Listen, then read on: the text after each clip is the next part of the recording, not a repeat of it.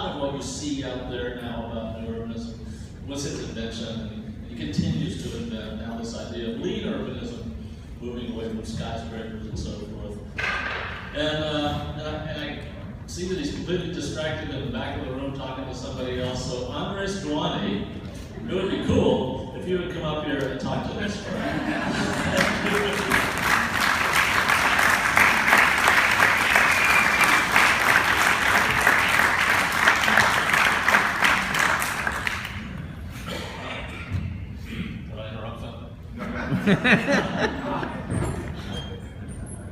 I try to avoid an introduction because it makes me nervous having to live up to it. So I usually pick up a conversation with anybody. And so but thank you very much, I'm sure it was glorious. It's just hard to do. Okay, so a mixed audience, I'm sure. You look mixed, almost mongrel-like, actually. And that's difficult for a speaker because everybody wants to be focused, and so I usually have to choose. Architects are very easy, planners are very easy, regulators are easy. Today, I am going to speak to you as new urbanists, right? That's a pretty good bet. Some new urbanists are here. The Congress for the New Urbanism is a movement that was born officially in around 1990. It's having its 27th or so Congress this year. And it has gone through different phases that actually correspond to the American way of, I would say, reform. The American way of reforming the mistakes that we make. And it was actually, its origins were when a developer, Robert Davis, wanted to make a place that he would enjoy. And he had a memory as a young man of actually going to small towns for holidays. And he remembered very well what it was like to be a child, and he wanted to make a town like that. And so Seaside was autobiographical. He would actually wrote down a kind of philosophy of it, and it was really just what Robert wanted. And Robert wanted a place where he could walk to his daily needs, he could engage in conversation with any passerby, and it would be diverse in the sense of having people who were actually richer and poorer, and at that time he wasn't so rich, and were also younger and older. And he was particularly concerned that families would be able to gather for the summer. Because the American family is very dispersed. The kids live anywhere. There are 11 nations in North America, and all the young people get to choose which nation they live in, but the parents don't necessarily get to choose.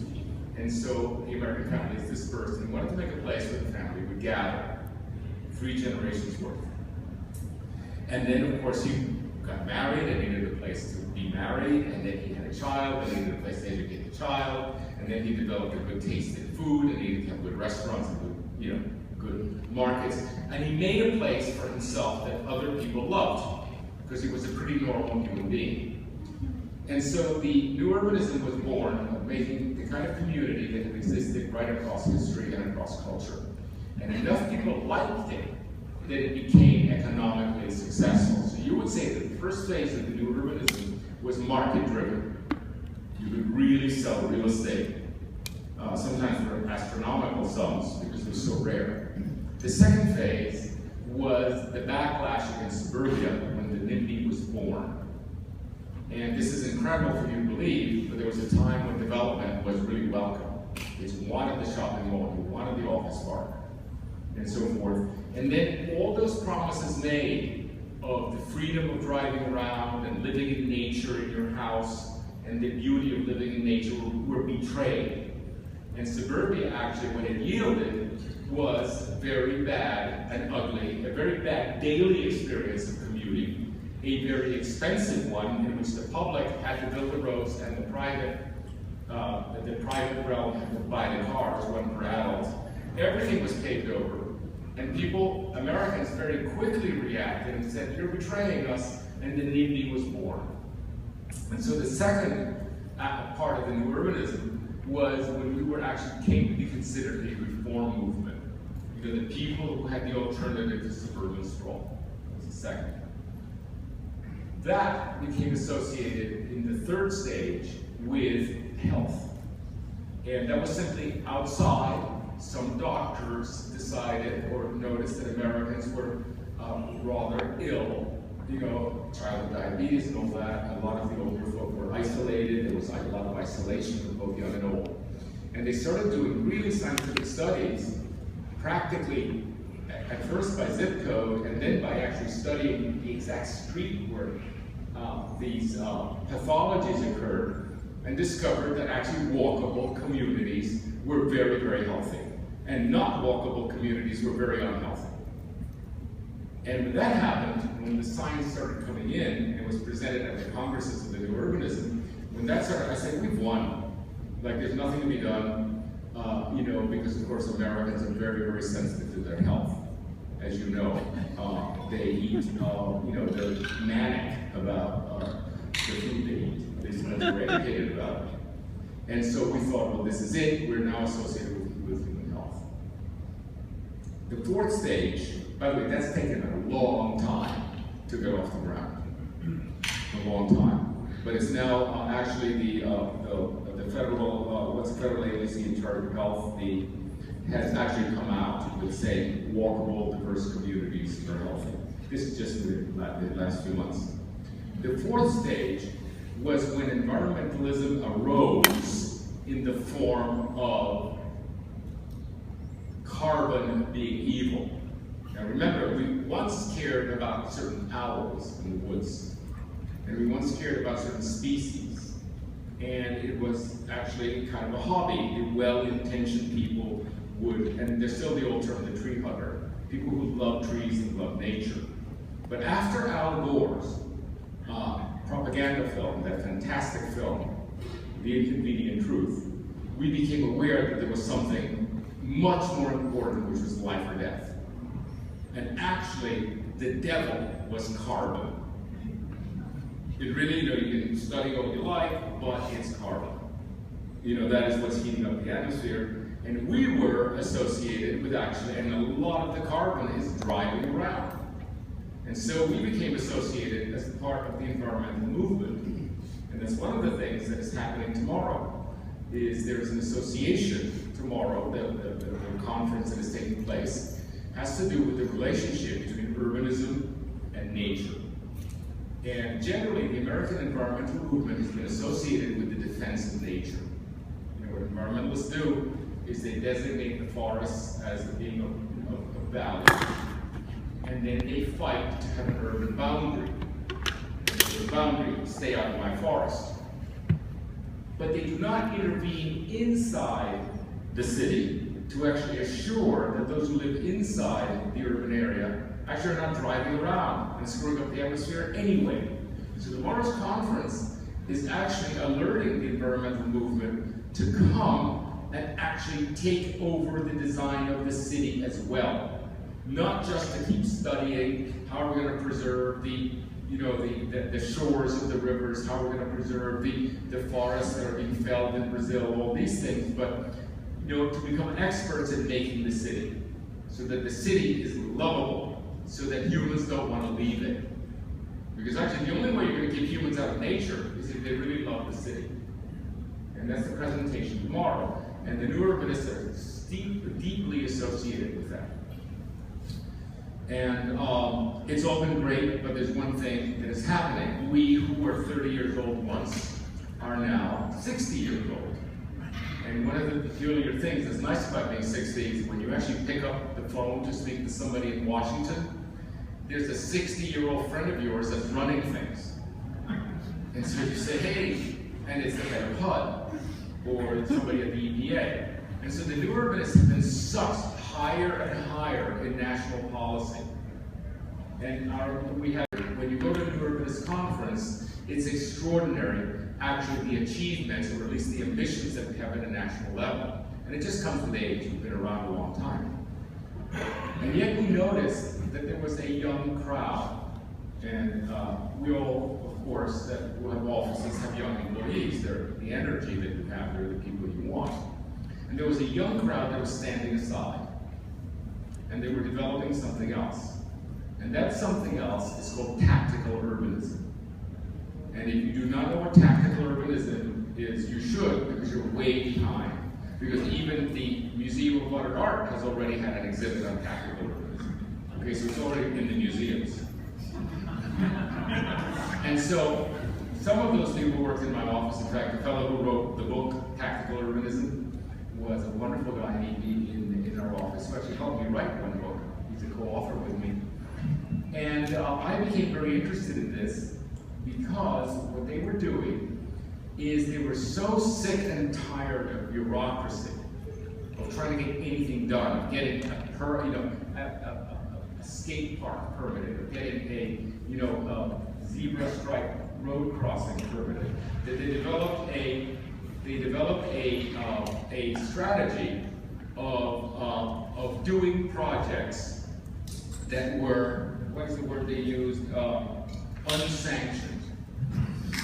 Okay, instead of doing, and their most famous achievement was when they noticed that in New York City, they've done many, many things, but their most famous achievement was when they noticed that in New York, there was a lot of asphalt that wasn't being used by cars.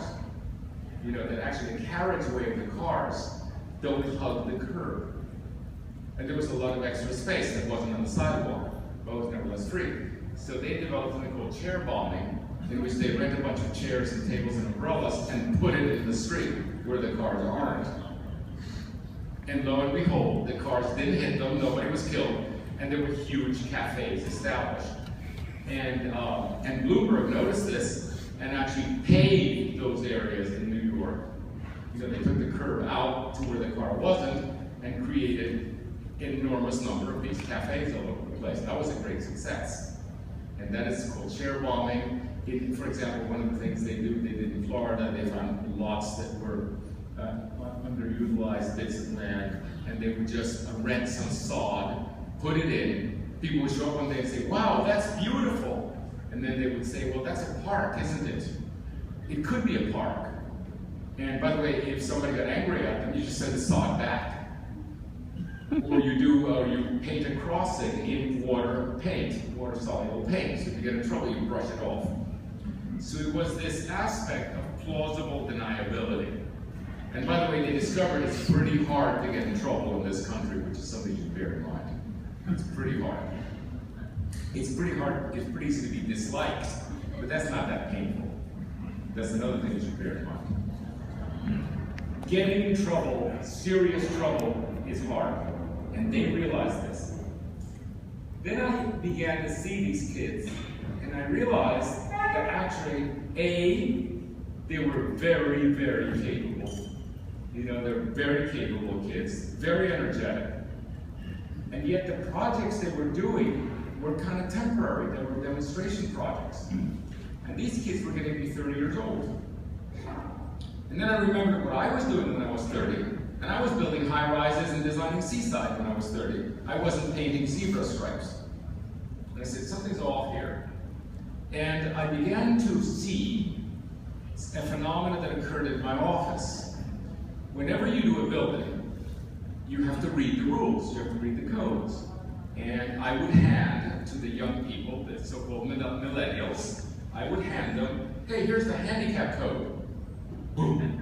Or here's the City of Miami code, boom. Here are the applicable international building codes on their desk. And these kids wouldn't even pretend to open these books. They go, yeah, right. And so I began to rule in my office saying, I'm not hiring anybody under 35. Just forget it. But actually what was happening, I remember, is that I wouldn't read those codes. And furthermore, when I was very young and 30 and doing high-rises, the City of Miami code was this thick. It wasn't even a half an inch thick. And now it's multi-volume.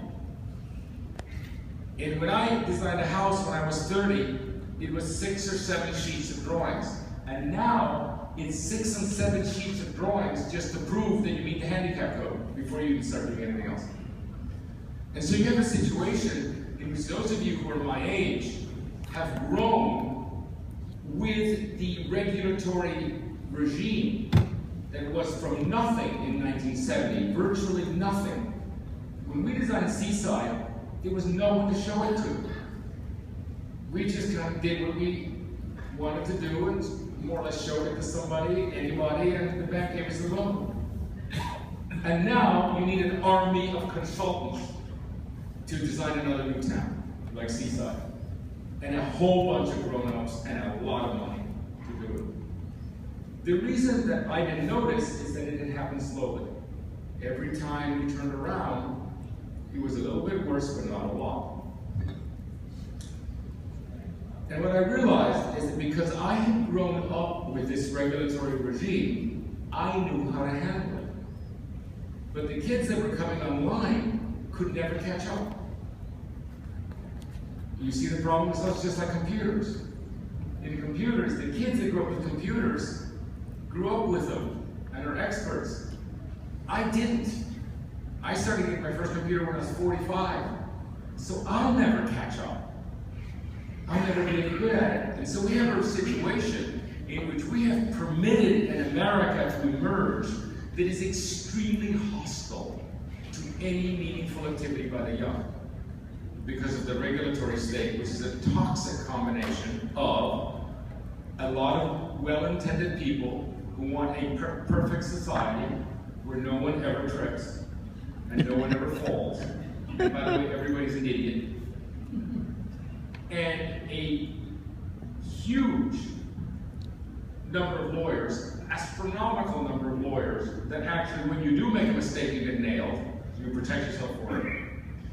And the third thing is, and this is the worst, a class of what I call the navigators through the murk, otherwise known as suckerfish, who actually make a living navigating through the incredible regulatory environment and taking years to do it. And they're very much against the simplification of everything. And so what are the kids doing?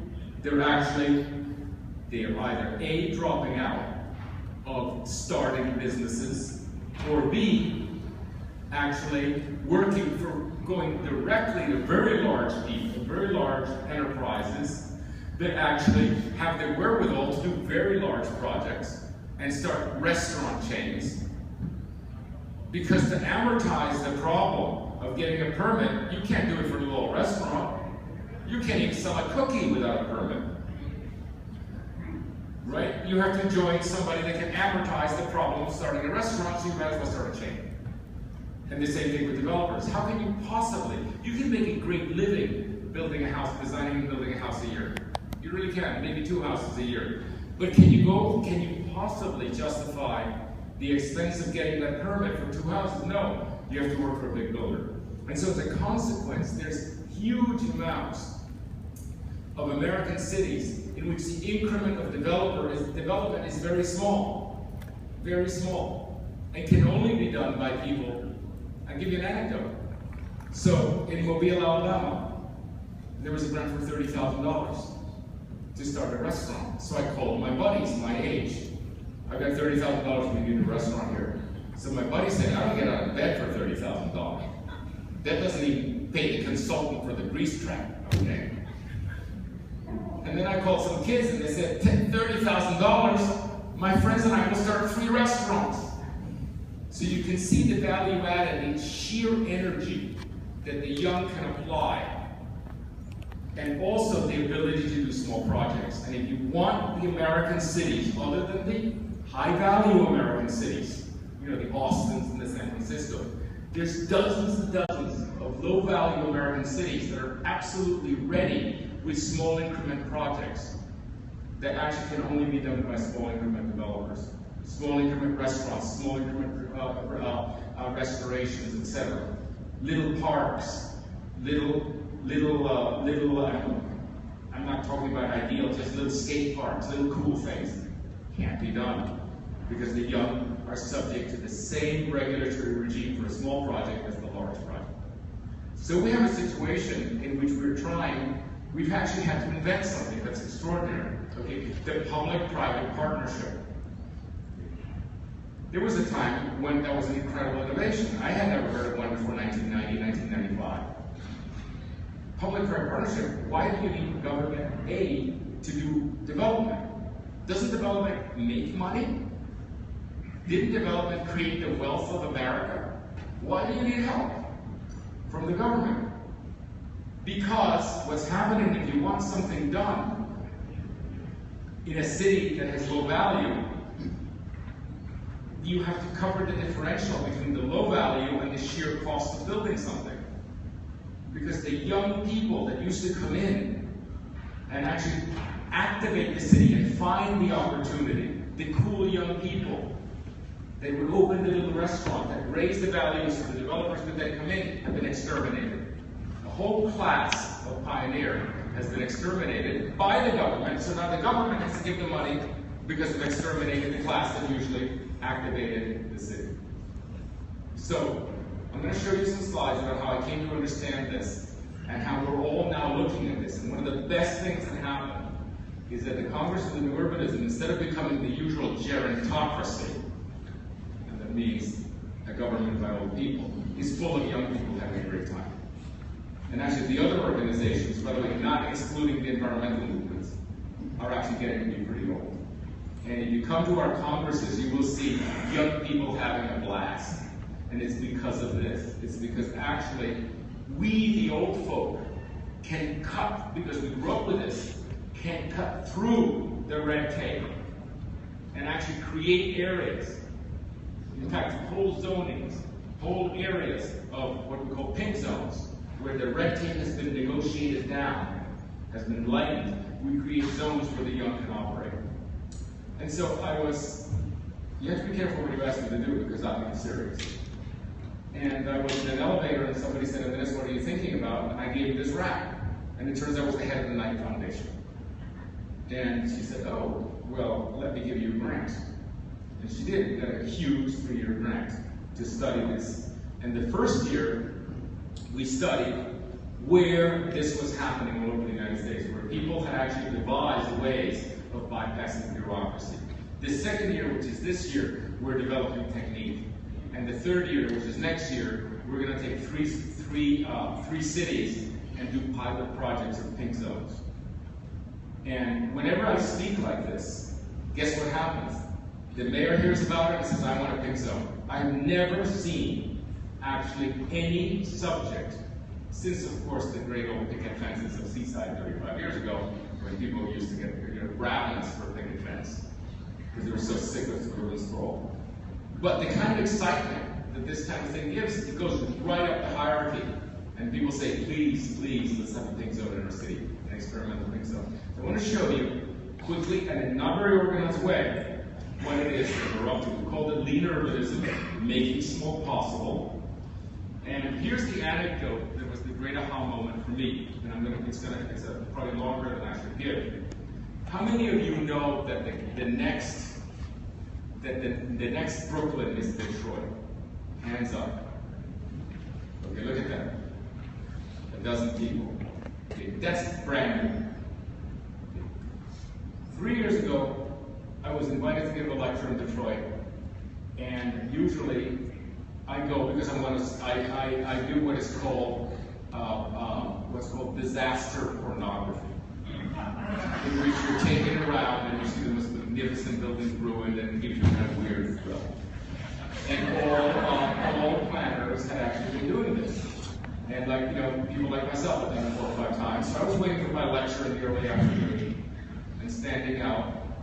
I probably smoked in those days, cigars. So I was outdoors waiting. And by the way, in Detroit, they probably let you smoke indoors. You're so grateful you're there. So I was out, and I remember the porte cochere, and this relatively young man approached me and said, "Would you like a tour of Detroit?" And I said, "No, I've had a tour of Detroit. I don't want any more."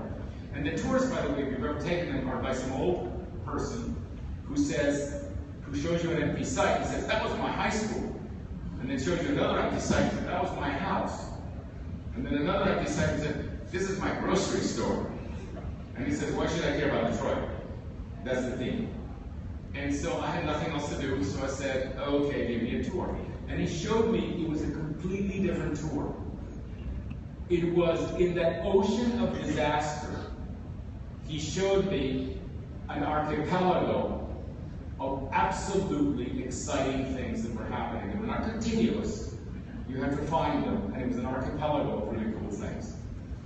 of people renovating houses, of people starting restaurants, of people starting businesses, people cleaning up, people actually, I met people that had established their own security apparatus because there are no cops. Well, guess what happened? We all know Detroit doesn't have enough cops. But when you can't afford cops, you also can't afford regulators. So nobody can tell you not to do something. So the kids came in from Brooklyn and came in from everywhere and started doing things that nobody told them not to. One of the things I said, well, are the regulators doing nothing? I said, oh yes, yes. We go out and see what they're doing and we tell them, kids, don't hurt yourselves. That's the regulatory regime in Detroit. So the kids, of course, are acting like, guess what they're acting like? They're acting like proper Americans. They're acting like Americans in 1970. Do you know that in 1970, the great revitalizations that took place, the famous ones in Soho, the famous ones in Key West, the famous ones in the Art Deco, now the Art Deco district, Miami Beach, were done without permits. No one cared enough because it was such a slum. And yet, the young, with their good eye and their small wallets and being risk oblivious, went in and said, this is cool. And they made the places cool. And they didn't hurt themselves. They did what was necessary to inhabit. I still see that in New Orleans. I've been seeing that. One of the reasons New Orleans is cool is they can't regulate. I've been seeing fantastic stuff in New Orleans since like 1970.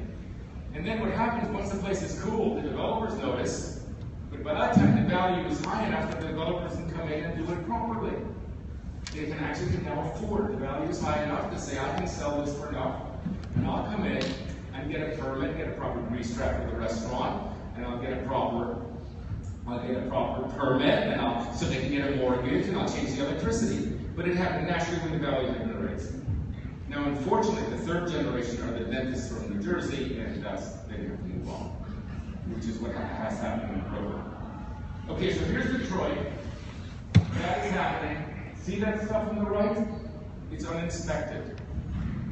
I ate the food. I survived. Now, let me ask you, why would someone open a restaurant and try to kill you? Of course they're going to be healthy and have good food. Why would someone renovate a building in which they'll burn to a crisp? These are not stupid people. These are people with extraordinary initiative, incredibly qualified, the kind of people that built America. You see, which now apparently doesn't exist because the nanny state, the government doesn't permit it. So this is the Detroit of ruined corn, and this is the Detroit that if you're taken to, you will find. And guess what's happening now? The companies are coming in, the companies that need young people. You know how they're recruited?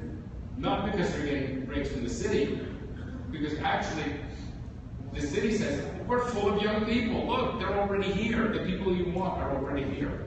That's the reverse of what normally happens. Normally, you have to give the big companies subsidies so that young people can come back. Absolutely absurd when you really think about it. How companies go to where the young people are. And so what's happening in Detroit is now even the big office buildings are being bought and filled with companies that are really using the educated young people. It's the coolest city. This is an example of tactical urbanism.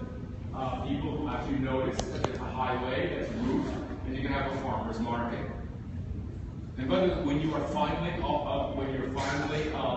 if you are noticed by some regulator, what does it cost you to move out? And then you just move back in, and then they leave you alone. That's tactical urbanism. The problem with tactical urbanism is it's essentially a demonstration project, and it can't do something larger. Now, this is arquitectónica. Okay, this is arquitectónica. 25 years old, 26 years old, 25 years old, 27 years old, 30 years old, and we built these buildings. We were under 26, and the code was this much. And we actually established an extraordinary practice at us 20s. You know what? That's absolutely normal. That was normal. It was normal for architects to do buildings in their 20s without working for other people. That was actually the partners. Remember that building? Famous building in Miami Vice? And this is Seaside. Look at the developer. Look at us, we're all just kids. Okay? I was probably the oldest, and I was 30. The developer was 35. And we just designed the place from observing successful places. We had the measurements of what a street width was. We knew how the old towns of Florida drained. We didn't know that it didn't meet code. And actually no one stopped us because there were no regulators. And if we had run across a single regulator, we wouldn't have had the wherewithal, we wouldn't have had the arguments to fight the regulators. So it was this blessing that in this county in northern Florida, we weren't stopped. And that is unthinkable now. In fact, we did the latest of these towns, we built Dallas Beach, took 5 years and probably cost $3 million in consultants. By the way, for something that the county actually wants, you understand, it's not like we're fighting anybody. This isn't NIMBYism, it's just the regulations going smoothly take longer than the Second World War. And with NIMBYs, you can imagine what that's like. And that's what the young are inheriting. It's absolutely disgusting. So, however, something happened in the new urbanism in the tail end of the 20th century. No one wanted to do a small project and build it successionally. If you look at the story of Seaside and Rosemary Beach and Alice Beach, we all began with incubating single-story buildings, usually temporary, until the businesses took hold, and then eventually we built the 4-story town centers. And then, so it was very safe. It was very safe. You didn't need big loans. At the turn of the last century, no one wanted to give us small loans. The people would say to Robert Davis or to whoever it was, the new urbanist developers, sure, I know, but here, let me give you the full amount. We want you to build it from the beginning. And the reason is that the financial institutions didn't want, they were making fees, they were making a percentage of what they loaned out. And it's just as much effort to qualify a small project as a big one. So no one was interested in the small projects. So they actually asked us to make enormous projects like that. And all the new urbanist firms, all of them, including ours, always projected a first stage, which was the climax condition. Not the inaugural condition, the climax condition. Right from the beginning, we built 4-story town centers, which of course is incredibly dangerous because they may not work. And when they don't work, every 100 feet of 4-story town center is $50 million that you're sort of risking. This single story is nothing. Hey, it didn't work. Fine, I'm down a couple of $100,000. And this happened, we were distorted. And then of course 2008 came with the overlaid crises, and it slapped us awake, and we realized that actually the 20th century was going to be very different. Because of the several things that occurred in 2008, where there was of course a real estate bubble, that passed. The climate change, we became aware, we're dealing with it, but it revealed something. Do you know what that revealed, which we didn't know before? The fundamental bankruptcy of the American economy. The federal government is broke, the local governments are broke, the municipal governments are broke. Because we're not making the income, and because the baby boomers are retiring and sucking up the wealth of America. Okay? And you can go to any municipality and ask the comptroller, say, Mayor, what's the date that you're going bankrupt? And they'll say, well, I don't know. Well, why don't you ask your controller to calculate? Because what's happening is that the revenues may be going up, but the retirement funds are going up faster. And if you keep your eye out, you'll see that actually Chicago is intractably broke. It's broke. Nothing can be done about it. And this is before the baby boomers actually retiring at $10,500 per day actually are kicking in with their expense. So what we have as a situation is in America that is not really broke, I'm exaggerating, but we're not obscenely wealthy. And when you're obscenely wealthy, you can make a lot of stupid decisions and compensate for them, such as separating all your daily needs one from the other, and then expecting to build highways to connect them with the public purse, and actually with the private purse, expecting every American to own a car. Or to have rail that is in such low density that it never works, it never pays for itself. Because by the way, the transit isn't going to work at the densities we're building. It was just dumb. It was dumb, but we could pay for it. Now we no longer have the money, so we have to be smart. But there's a record of being smart in this country. We actually have a record of being very smart. That's how we actually colonized the entire continent and created wealth. So we started, the new urbanists started looking at actually making a set of models, which is when was the last time that we were really smart? Okay, this is Seaside coming into being with virtually no cost. I mean, the developer's cost never even approached $1 million, to build this thing. It was just done very much on cash flow. That's the beginning of Seaside. And it was very similar. I became fascinated by these books printed in the 1870s. This is called, Iowa.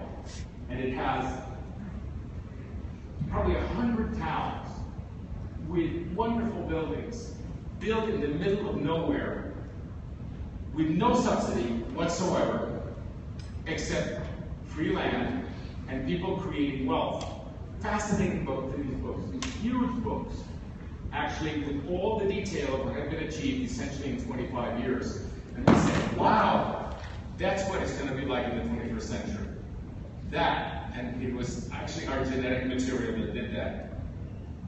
And so we began looking at all the issues, organization, projects, business engagement, regulation, infrastructure like this, and we realized that tactical urbanism was taking care of this side. And we realized that new urbanism was taking place of this. For example, new urbanism is dedicated to actually reforming codes at the level of Washington. But there was something in between, which we call the lead seam, which actually was not being covered. And so we established a lead seam, and it's not that what the new urbanists are doing is wrong or useless for the tactical urbanists. It's just that there's something in between in which permanent projects need to be done easily, not just small demonstration projects, and not just comprehensive reform on either side.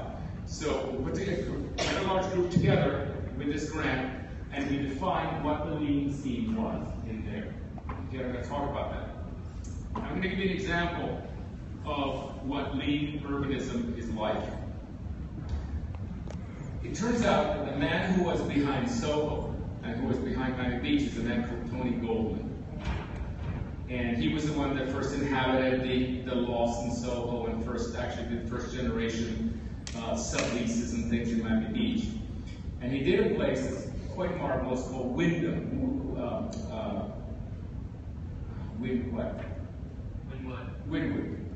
And Wynwood is a 1960s warehouses without windows.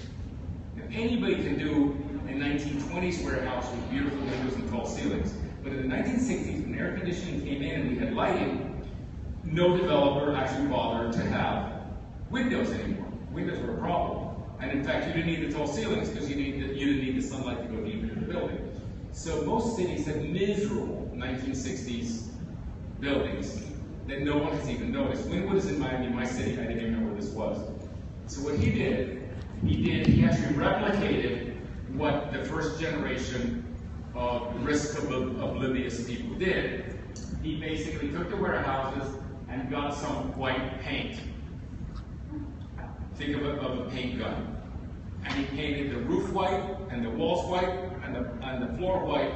And the reason he did that is not only that it was cool, but every time there was a scuff, you can see that Monday morning, the guy with the paint gun comes in and says, whoa, boom. And that's maintenance. The second thing he did, what does he sell? He sells art. And I said, why do you display art? He says, because the artists actually keep the stock up, they administer it themselves, I don't have to buy anything. Why should I actually have to carry jeans or something when actually the artist will fill it? And what I'm trying to do is bring people, not really sell jeans. And the artists, of course, are, the other thing about art is that, well, you can go into a Banana Republic store, and once you shop, you have to go out. In art, you can tarry and go back and wander about. So it fills the place in Wynwood. So that's the white interiors. And the, oh man, this is, I was scared. Okay, so I'm sorry. This is a different thing. The reason we're doing this is for the young people cannot deal with regulation. Can't, as I've already explained. Guess who else can't deal with regulation? Immigrants can't deal with regulation. They can't read this stuff. And yet they're the people who build America. These are the people who in their countries don't know perfectly well how to build, because they don't have developers. They don't have everything. And then we come here and you get these incredibly capable people that could be building the affordable housing, and in fact often do secretly, and we have them doing basically scut work. Like this guy could probably build housing, okay, but he can't because of the regulations. And so by making them incapable of acting because they can't read English, they can't understand the process, the government then has to subsidize affordable housing, when actually the people we let into this country know how to build affordable housing. Just leave them alone. So that's the second set of people that they can house themselves. And the third are an enormous number of very knowledgeable baby boomers who are now forming associations to house themselves and keep themselves essentially interested and involved and of value to the society. And they can't necessarily go around hiring architects and regulators and so forth, but they can do things. So the initiative of the Lean Urbanism is dedicated to these three. This is kind of hodgepodge. You know, the young, the regulators, and the rest. These are the three books.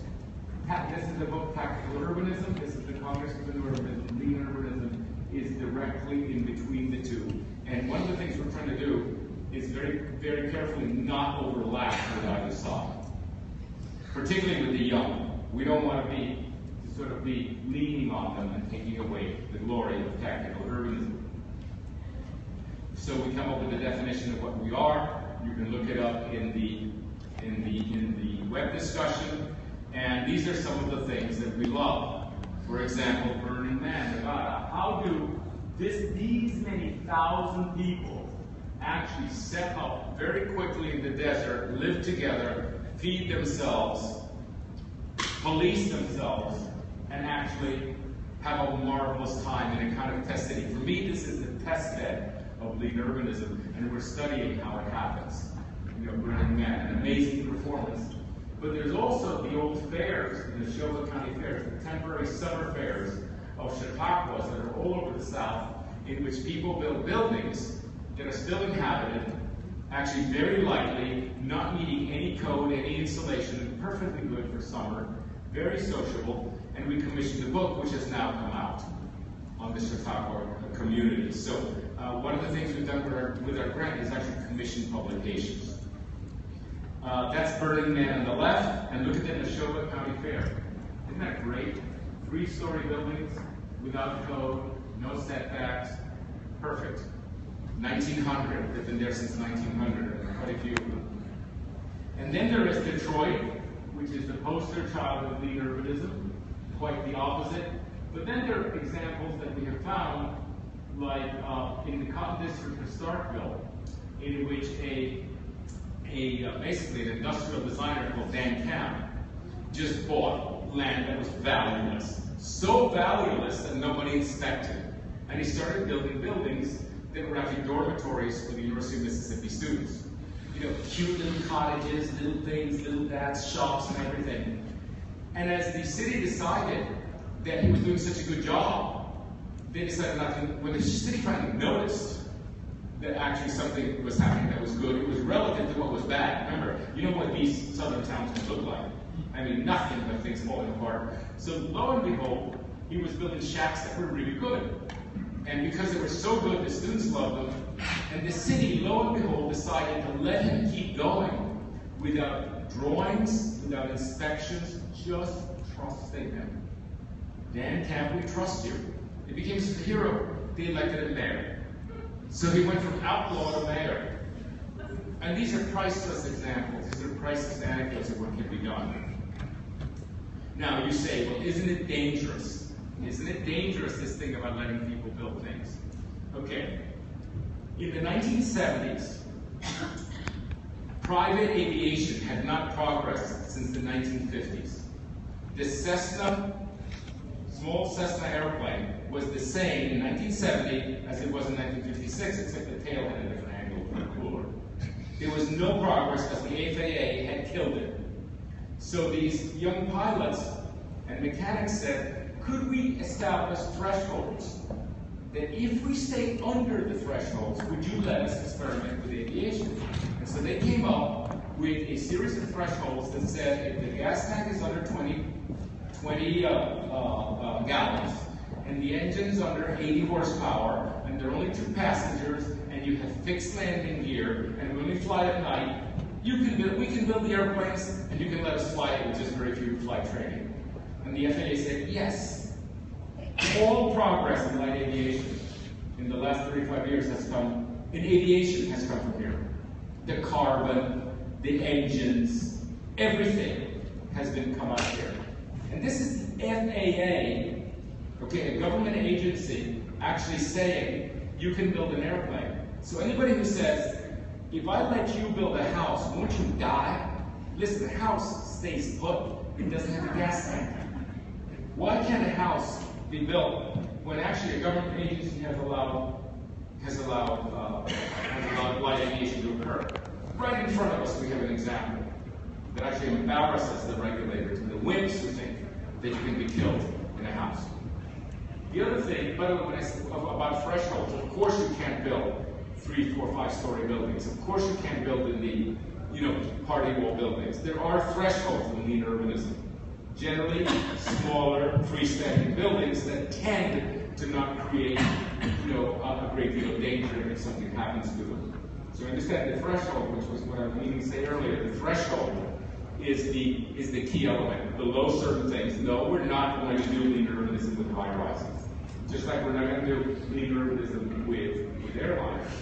And now we're getting things like this. For example, you may know that after the hurricane in Mississippi, everything had to be raised 18 feet. Well, you can't inhabit the beach when everything's 18 feet. You can't have a bar on the beach. You can't do anything on the beach. So young architects have actually begun to build buildings on the ground and pretend that they're temporary. Oh, this is a little old tent, I'm just like sitting here, Don't worry about it. And so what you have is this thing of plausible. You actually see people are looking away because they realize the regulations are so stupid. And something we've learned is that actually the low-level regulator can never give you permission to do this. So you never go to the regulator whose job is on the line. If somebody falls off that deck, oh my God. Sorry. The developers are calling. When somebody falls off that deck, the regulator that gave you permission loses their job. So you don't go to the regulator, you go to the city manager. Now the city manager, he has 14 trip and falls every week in the city. If somebody trips and falls here, he doesn't lose his job. So one of the things we've learned to do is to go to the right level of subsidiarity for decisions. You don't go to the level that says no, it's usually higher or lower. And so we initiated a study of what is the correct level at which a decision is to be made. And so we often go to the city manager who says, of course you're going to do this, this pays taxes, doesn't it? Then we discovered this school in San Diego who teaches architecture students that are essentially jobless, unless they want to work for a big firm, how to become small developers. So you go to Woodbury, with your architectural training and your generally worthless skill set, and in 1 year, they teach you how to become a small developer by actually showing you how to do bypasses, how to interpret the regulations. This school is built on a roof. This is a roof, okay? And the roof has one stair access. It's only 12 students. It has no exit signs. And I say, but above all, It has all that structure. This is glass, all that structure. And I said, how did you build this without insulation? I mean, how did you build this so cheaply without the usual kind of sandwich of triple glazing and, you know, the air conditioning and so forth? He says, because we labeled it a terrace. This is a terrace, you're standing in a terrace. Did anybody say a terrace doesn't have a roof? And that's how it goes. And so the kids actually begin with the understanding of the regulators. They begin to understand how to maneuver to do small projects. Which, by the way, if you think about it, is exactly what the big boys do to maneuver the big projects. We maneuver the big projects, sure. We hire all the consultants because the silos of regulation are completely incoherent and contradictory. I mean, government is in complete disarray, so we actually, every time a project is built, every developer straightens out government.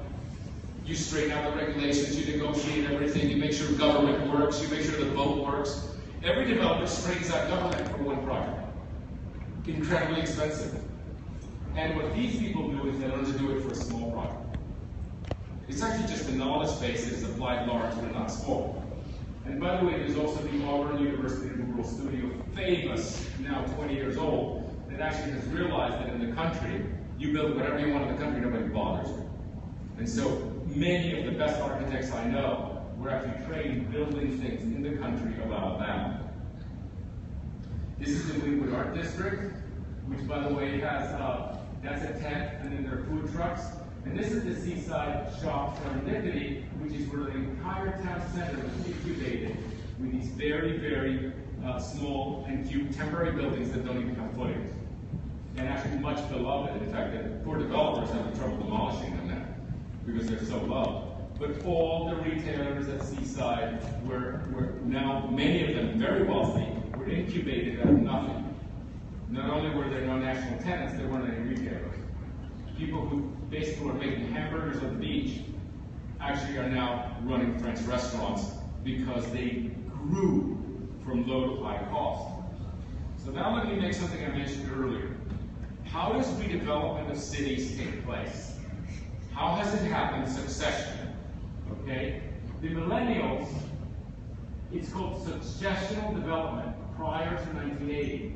The first phase are the so-called bohemians that are risk oblivious. They're not called hipsters. Okay? The bohemians come in. Famously, the artists, the gays, you know, they have a good eye, they have no money, they identify the raunchy little Italian deli, and they make it into a cool little Italian deli. They identify the loft that is being used for basically dog fights, and they begin to inhabit it, and they, you know, and they make it cool. First generation, they go from zero value. Remember, I'm talking, imagine Soho. But actually, go back to the left bank of Paris in 1970. Who wanted to live in the left bank of Paris? Nobody. The Bohemians moved in. But imagine Soho in 1980. Bohemians moved in the first phase. Once they're done, and the value is high, the developers come in absolutely naturally. They're the risk aware. There's high value, you come in, you get the mortgage, you go through the process. And then, just to make a joke of it, of course, the third phase are the risk averse, called the dentist from New Jersey. Which actually are a little bit like death, in which it actually drives the millennials out to do something else. In this case, Detroit. So they're absolutely necessary. They're like the maggots eating the body. What happens next is we, the well-intentioned regulators that want to make the world perfect, don't let people move into unrenovated buildings or start restaurants without grease traps and so forth. So they have eliminated the first generation. And because there isn't value, the public-private partnership had to be invented, which means at the same time, the regulator that has killed this person has to give money to the developer who doesn't have the value that this sells directly to the dentist from New Jersey. This is exactly what's happening. Why do we need a public-private partnership? We have had 300 years of that public-private partnerships. And suddenly this emerges, and everybody needs it. It's this reason we've eliminated the natural first stage, the inaugural condition. So Wynwood, what's it like? So the guy goes to a place that has no windows. He takes all the paved parking lots, doesn't rip them up. He just puts AstroTurf on it. And by the way, if you laugh, you haven't seen the new AstroTurf. You can rub your cheek on it. You can choose any color you want. It looks so real, it's incredible. And it's made out of recycled plastic. So you better rethink AstroTurf because it's the perfect outdoor material. You just lay it on the parking lot and you have a beautiful finish. And by the way, chain link fences, which are kind of gross. Have you seen them well lit with a floodlight? Oh my God. I mean, Frank Gehry. Okay? And if you do happen to have asphalt, have you ever seen asphalt in the rain? Beautiful, glowing, mirror-like black. Okay, so if you have a lot of asphalt, of course all this happens at night. I mean, Wynwood is all about night. Just hose it down before the people come. The asphalt looks great. Okay, so this guy figured this out. Fantastic. Tony Goldman. And then I told you what he did on the interiors is he got a guy with a paint gun and said white, white, white. And there's one color scheme. On the outside, there's graffiti, which is the least expensive facade renovation you can do. You just get an artist and put graffiti on it. And it's much cooler than an architect can do. And by the way, it matches the actual real graffiti, which is all over the place. So he did that. And that is the places. And then the food trucks. So you're going to get a restaurant going. Have you ever thought that Miami has 400 food trucks, of which 30 are brilliant cooks? What you do is you curate the food trucks. You have them, you interview the food trucks, you taste their food, and say you qualify, you don't qualify, etc. So you bring every night 6 marvelous food trucks, and you provide a fence, a tent, so that they can actually eat. Cost zero. Very low cost, very high management. What Tony Goldman did, most developers spend a lot on hardware and very little on brain power. Because actually the bankers don't want brain power. They have a little checklist. So don't confuse them with ideas. And then they reverse it. And what Tony Goldman did is, I don't need a loan, I'm just doing it on sheer brain power. It's all management. I don't need a loan for a restaurant, I'm going to interview the food trucks. And then I'm going to interview the great bands. The great bands cost $300 a night for a great band. And then he spaces them. He gets a designated area, spaces the band so they don't interfere with each other, like that. So he's got music, he's got the food, he's got the tents, he's got the AstroTurf. The scene in Wynwood went from 0 to 100 miles an hour in 3 months. It was just like that, bam. In fact, it killed everything else. It was so cool, and it cost almost nothing. And then you say, well, what do you mean? And then you set up bars. And they say, how do you drink outdoors? How do you drink outdoors? Well, why don't we just take an area and declare the whole thing a bar? Well, why would you do that? Because you hire off-duty cops. See? To actually take care of those who misbehave, which of course is nobody misbehaves. But the cops love the extra pay. So they actually lobby to declare the thing an outdoor bar. Just sheer brains. Like that. And by the way, the cops are told, don't act like cops. Don't go around, being ferocious. Just enjoy the music, cool it. So the cop, instead of being some kind of threatening thing, becomes a cool cop. He's listening to the band. Okay. Now, what is the play here? The play is actually, you say, how is Tony making any money? He's not making money. He's not losing money, he's not making money. What he's doing, he's creating the value by making a place cool, so that then he can sell the real estate and actually make the money, which is where it is, the second generation, the risk aware. Except he's manipulating the first generation himself because the young people don't know how to do it anymore. So Tony is the great, he died. He was a very old man 2 years ago. But Tony is the great example of actually a leader, Tony Goldman. And that was his masterpiece.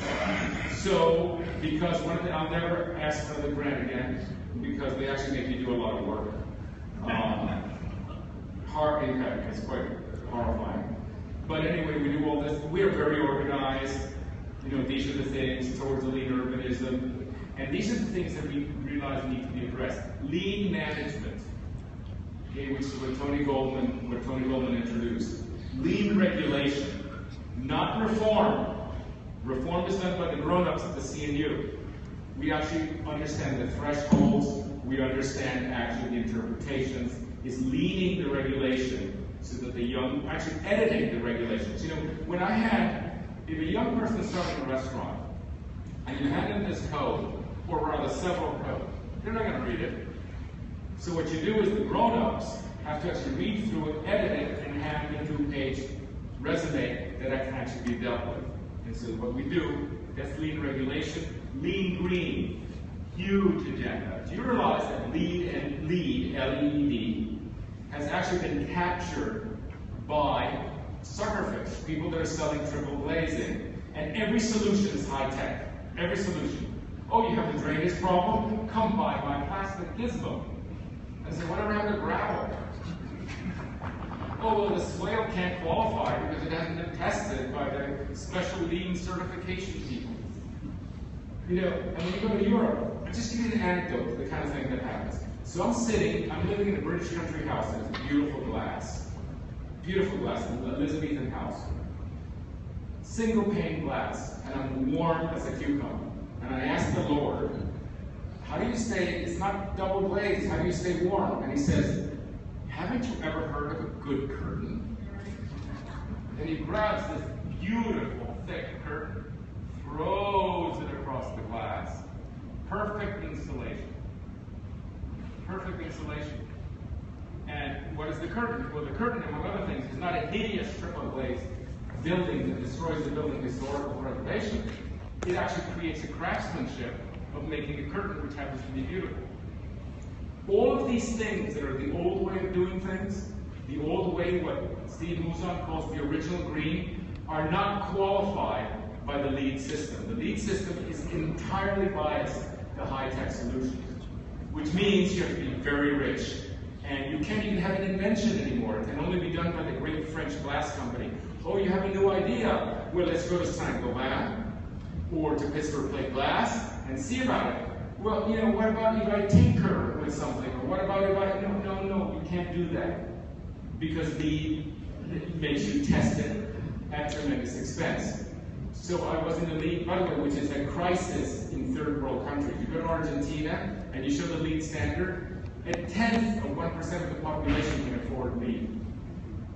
And yet Argentina is full, Buenos Aires is full of the old way of staying warm and the old way of recycling, all these things that don't qualify by LEED. So I was in a conference there with all these people being actually vulgar. It was just kitsch to see these Americans promoting the high-tech solutions of LEED with this great morality and confidence, and the poor Argentinians sitting there, who's going to pay for this? This is just disgracing me. I'm embarrassed to be in Argentina. And I said, no, wait a minute. You know, just to give you an example. In Argentina, there are people who pick up cardboard, they're called cartoneros. And they have a cart with two things, very picturesque, and they go and they pick up all the paper, very neatly take it away. And they asked me, what would you do in Argentina? Well, first of all, if you have a cartonero, and they're kind of embarrassed by cartoneros in their neighborhood, I said, well, if you want an Argentine LEED, you better give 10 points if you have a cartonero. The cartonero should get a medal saying, instead of being an embarrassment, I am part of the environmental solution. Because they recycle things. And that kind of thinking, I spoke to them and I said, you know, enough of this LEED platinum and LEED gold. What about LEED brown? What about LEED dirt? And they said, well, we won't stop you. So we now have LEED brown. And we're going to establish standards which are very, very simple. It's the old way of doing things, like a curtain count. But then people say, this is what LEED says. Well, we know a curtain counts, but every curtain is somewhat different. And by the way, how do we know they're going to pull the curtain? How are they going to draw the curtain? I said, well, you assume idiots. Well, what about your buildings? Not everybody is an MIT engineer to run that stupid boiler room you have beneath your buildings full of pipes and machines and all this stuff. Half your buildings don't work because you need such a highly qualified engineer. You know, okay, so some people aren't going to pull the curtain. Well, you know, half your thermostats are set wrong. And we already know that, so they backed off. Anyway, so LEED brown is something we do. There's LEED building. There is lean urbanization, obviously, going back to the origins of the new urbanism with swales and so forth. The seaside example, Portland, exactly. Lean infrastructure, fascinating. Lean infrastructure, how much money you can save by building roads and pipes and not over-calculating everything in the old way. And the thing about lean infrastructure is not only does it cost less, it's much more green. Well, the lean way of doing green always costs more and actually requires a lot of maintenance. And then lean learning, like that school. How can we establish architecture schools and design schools and developer schools that when you graduate, you're ready to work because you know enough about money and design and infrastructure and lighting and nature and so forth, that as a very small operation, and the product of that is called a developer in a box, in which we say, young people, 3 of you get together. One of them has to own a suit, okay, because then you go see a banker. Another one actually has to know how to get up early in the morning to make sure they're not being screwed by the subcontractor. And the third one has to know how to sell stuff, so somebody better be good looking and trustworthy. Okay? And that's, don't look as if you just sort of crawled out of, the smoking room. And so a developer in a box actually identifies the smallest possible group that can become a developer, and that's one of our products. The cutting tools show you that in the transect from rural to urban, where lean urbanism operates, and also there are fantastic examples in the 1870s, such as the coolest areas in Portland, Oregon. The coolest areas built in 1870 in Portland were built by pioneers without any money, and they're still operational, they're still cool. So those are our models. We're looking at 1870. 1870 we're growing, and then there's subsidiarity, which I spoke to you about. These are the decisions to be made, these are the levels to make them, all the way from the household to the block face, to the block, to the neighborhood, to the municipality, to the state, to the nation, etc., all the way to the United Nations.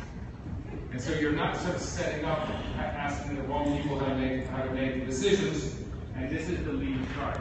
Subsidiarity, the ability to decide and to convene. So most people that want to get things done have to actually decide about these things, and it's the city, the county, etc., that gets to do it.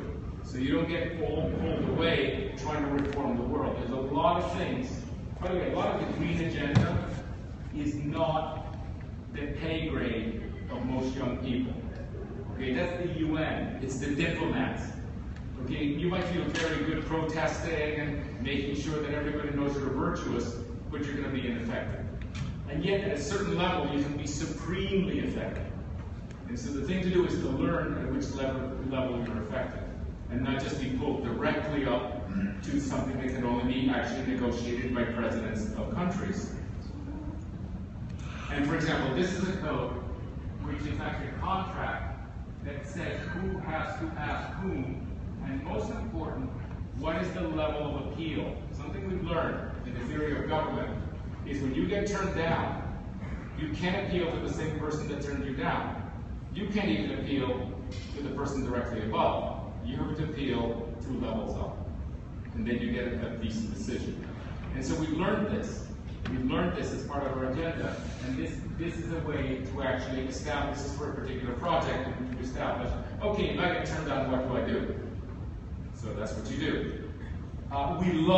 These are our precedents. 1874, we housed 30 million penniless immigrants and created wealth. By 1890, we were building the San Francisco City Hall. Beautiful dome structures. How did we do that? We have to learn how that was done. That's the model, not 2005. 2005 is totally irrelevant. Then we have 1924, which was very, very successful. The best neighborhoods in America were built by developers. Current best neighborhoods, this Coral Gables, where I live. The best neighborhoods in America were built with very, very light infrastructure. I'm talking about the Hollywoods, the Shaker Heights, the Coral Gables, the Highland Parks, these neighborhoods around here, were built by developers with very little money. And that's the model that makes sense, not the 2005. And then, of course, there's the current disaster of 2014 and what is being learn right now in Detroit. The next Congress of the New Urbanism is in Detroit. And we're there not to teach, we're there to learn. We're going to just draw in all the know-how of these people that are getting things done and see what is done. And then there's the charter, and then, but of course, then there's always the question. Well, how do we know that all this removal of the oppression of regulation is not going to be abused? How do you know that people aren't going to just sprawl all over the place or exploit people with slums or tenements the way it used to be in the 19th century? By what standard is responsibility going to be established? And we said, well, actually, the charter of the New Urbanism is the standard we're going to work from. And actually, the charter, which actually deals from the region all the way to the smallest things, actually have elements that can be extracted that are directly applicable to keep those who practice clean urbanism honest and virtuous. So we don't have to write it in the code, it can actually be within the charter of the New Urbanism. What we don't want is what well-intentioned kids are doing now. They're so distracted by essentially bullshit formalism. Okay, the Ninth Ward, you've got to see the Ninth Ward. They've built nothing. These things cost $500,000. You know, and they have, I don't know how many, 60 or 70. The entire Vietnamese community got itself back on its feet without any help whatsoever within 6 months of the hurricane. Brad Pitt and his Ninth Ward has hardly built anything after 10 years with millions of subsidy. We have to study. The kids are now fascinated by this, and the magazines in the schools, but this is what the schools should be studying. How did the Vietnamese get themselves back? What did it take? We happen to have studied it, and we know what it took to do that. Anyway, so it's actually a rethinking, but it's not, there's very little that is actually innovative, and unfortunately, there's very little of this that's radical or dangerous. We're simply setting it back, and we're not going, essentially not going back to the 19th century. When you say, Andres, how can you possibly do this? It'll never happen. I'm sorry, what I'm describing here is within living memory. Most of you were born when the world was this way. Developers my age, I began practicing in a world that was like that. And the only thing I can offer that makes me not a pathetic white old man, or what is it called? White old man. Yeah, man. Right, that's what I am. Okay. The only chance I have of not being completely uncool is to actually deliver a world which is approximately the one that received me with so much openness. And what we found is that as the Congress of the New Urbanism becomes dedicated to this, it's actually doing a brilliant transition to a really, really energetic next generation. So that's what we're doing. Thanks.